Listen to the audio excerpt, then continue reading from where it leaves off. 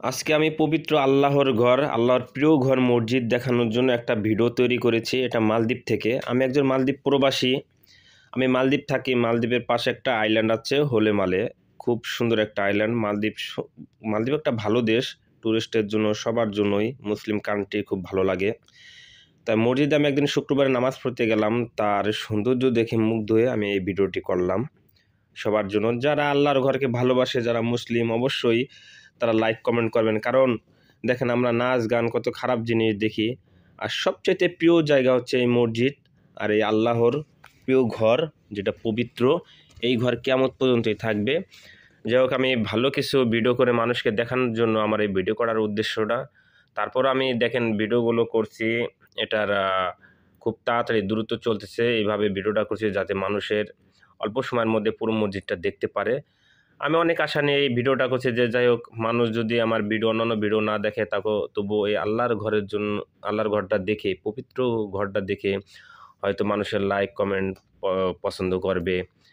এই উদ্দেশ্য আমার ভিডিওটা ছাড়া। আর এই প্রিয় মসজিদটা দেখানোর জন্য যে মানুষ কত ভালোভাবে দেখেন, ছোট ছোট বাচ্চারা, এই ছোট বাচ্চাদেরকে মসজিদে নিয়ে এসে দেশের বাবা মা, এরা হাসুক, কান্না করুক, বা নামাজের সামনে দিয়ে হেঁটে চলুক, কেউ বলবে না এই সামনে দিয়ে ছোট বাচ্চাটা গেল কেন। কিন্তু তারা ছোট ছোট বাচ্চাদেরকে মসজিদে নামাজের সময় আনবে, এটা খুব ভালো লাগলো। এই দেশের মানুষও খুব ভালো। যখন মসজিদের কারুকাজ দেখে আরও ভালো লাগলো যে মসজিদের মধ্যে এসি এসি ফিট করা, এয়ার কন্ডিশন, মানুষের কোনো কষ্ট হয় না। মসজিদের ভিতর গেলে বাইরে আসতে মন চাবে না, মনে চাবে আপনি অনেকক্ষণ বসে থাকেন, মানে এরকমই আমার লেগেছিল। খুতবার সময় আমি খুতবাকালীন এই ভিডিওটা করেছিলাম। দেখেন, ইমাম সাহেব খুতবা পড়তেছে, মানুষ একটু টু শব্দ নাই, কথা নাই, একজনের সাথে আরেকজন কথা বলে না। আমরা যেমন আমাদের মসজিদে দেখেন একজন একজনকে ডাক দেয়, কথাবার্তা হয়, এখানে না, কথাবার্তা। ইমাম সাহেব যখন খুতবা পাঠ করতেছেন, এর মাঝে কেউ কারোর সাথে কথা বলবে না। আর মসজিদে অনেক দামি দামি মূল্যবান ফ্যান লাগানো উপরে, ফ্যানের বাতাসগুলো হচ্ছে, আবার এর মধ্যে এসিও লাগানো আছে। তবে জানালাগুলো বন্ধ আছে যেহেতু এসি। দেন তার কারুকাজগুলো অনেক দামি দামি টাইলস লাগানো দেখেন, আর কত সুন্দর পরিষ্কার। মানুষজন ঢুকলেই মন চাবে যে মসজিদে বসে থাকি। এখানে মসজিদের ভিতরে সবসময় মানুষ বসেও থাকে না, টাইম টু টাইম মানুষ থাকে। দেখা যায় তাহাজ্জুদ পড়ার সময় মানুষ তখন আসে। আর আমাদের দেশে যে মসজিদ পাইলে মানুষ যে ঘুমায় যায়, এই ঘুমটাও ঘুমায় না। আর নামাজ শেষে আমি ভিডিওটা করছি ভিতর দেখানোর জন্য। ভাই, অনেক সুন্দর কারুকাজ। এই যে দেখেন এসিগুলো আছে, দামি ফ্যানগুলো, তারপর আপনার দামি দামি বাতিগুলো ঝুলে রাখা হয়েছে, দেখার মতো। আমি যতক্ষণ ছিলাম দাঁড়িয়ে ভিডিও করছি, তার চেয়ে বেশিক্ষণ আমি বসেছিলাম। নামাজের আধা ঘন্টা আগে আসছিলাম, এখানে বসেছিলাম। সুবহানাল্লাহ, আলহামদুলিল্লাহ, মাশাল্লাহ, অনেক সুন্দর। আল্লাহর প্রশংসাও করলাম এবং খুশি হলাম দেখি এত সুন্দর কারুকাজ মসজিদের ভিতরে। যাই হোক ভাই, আমার ভালো লাগলো। আমি অনেকক্ষণ বসেছিলাম যে এই মসজিদ দেখেই ভাবছি যে আমি এখানে আজকে জুম্মার নামাজ পড়বো। তাও জুম্মার নামাজ আদায় করলাম।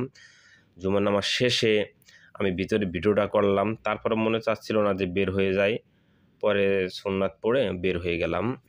তাই এটা হলো উপরের তালা। উপরের তালার থেকে আমি ভিডিওটা করছি। নিচতলা ওই যে মেম্বার দেখা যাচ্ছে, যেখানে ইমাম সাহেব তিনি খুতবা পড়েন জুম্মার সময়, এবং পাশে মেম্বারে আপনার নামাজ পড়ান।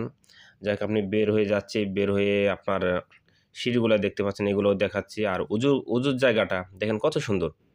মানে আপনি উজু করবেন, সেই জায়গাটা নোংরা নাই, ময়লা আবর্জনা কিছু নাই, দামি দামি টাইলস লাগাই রাখা হয়েছে।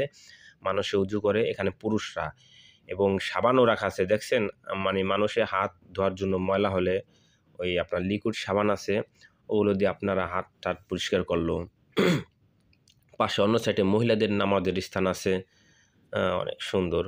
যাই হোক, আমি মসজিদটা ভিডিও করলাম। এমন অনেক অনেক মসজিদ মালদ্বীপে আছে, অনেক আগের 200 বছরের মসজিদ আছে, ছোট ছোট। ওইগুলো এখন আর জুমার নামাজ হয় না। ওইগুলো আপনাদেরকেও একসময় ভিডিও করে দেখানো হবে। ওইগুলো স্মৃতি হিসেবে রাখা হয়েছে, মানে পরিষ্কার পরিচ্ছন্নভাবে। যে আগে যারা ইসলাম প্রচারক আসছিলেন, ইসলামের দাওয়াত দিছিলেন, তারা যে মসজিদগুলো প্রতিষ্ঠাতা করছিল মালদ্বীপে, ওই মসজিদগুলো ছোট ছোট এখনও মালদ্বীপের শহরে বিভিন্ন জায়গায় আছে। এতটুকু মসজিদও আছে যেখানে 4-5 জন নামাজ পড়া যায়। আবার কোনো জায়গায় এত মসজিদ আছে 10-12 জন নামাজ পড়া যায়, এতটুকু মসজিদ এই মালদ্বীপ শহরে আছে। ওইগুলোতে জুম্মার নামাজ হয় না, এমনিও নামাজ হয় না, ওইগুলো ওইভাবেই আছে, স্মৃতি বিজড়িত হিসেবে মানে রাখা হয়েছে মানুষ দেখার জন্য। যারা মালদ্বীপে আসে ভ্রমণ করার জন্য তারা এই জিনিসগুলো দেখে, উপভোগ করে। এই মসজিদটা আমার কাছে খুবই ভালো লাগছে। আর মানুষ দেখেন এদেশে কোরআন শরীফ পড়তে পারে সবাই। আপনি যে যাদেরকে দেখছেন মোবাইল হাতে, এরা সবাই পবিত্র কোরআন পাঠ করছেন। নামাজের আগে এসব পাঠ করে, নামাজের পরে অনেকে দেখা যায় রুমে যায় না, হ্যাঁ, তার ঘরে আর কি যাচ্ছে না, এখানে বসে অনেক বড় বড় সূরা এগুলো পাঠ করতে থাকে। এই দেশে দেখা যায় অনেকটা, আমি দেখেছি পাগলের মতো দেখা যায়, মাথায় অনেক বড় চুল।